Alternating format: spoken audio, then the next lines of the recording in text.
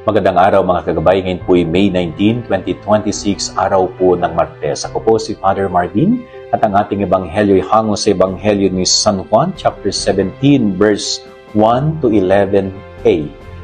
Ang Panginoong Hesus ay nakikiusap sa kanyang amang nasa langit at ito po ay tungkol sa pagluwalhati.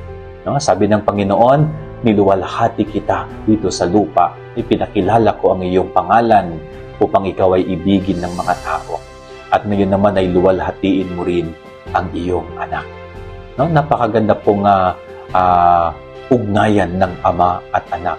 Napakaganda yung mga salita ng Panginoon tungkol sa kaluwalhatian. Sapagkat ito po'y nagpapaalala na ang Diyos ay Diyos ng kaluwalhatian. Ang Diyos natin ay Diyos ng kagalakan.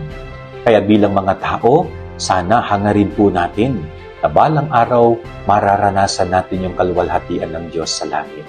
So mangyayari po yun kung tayo dito pa lang sa lupa ay nagsisikap na makarating sa langit balang araw sa pamamagitan ng ating mga mabubuting gawa at buhay na nakatalaga palagi sa ating Panginoon. Yan ang ating gabay araling maghapon. God bless po sa inyong lahat. Pagpalain kayo ng Panginoon.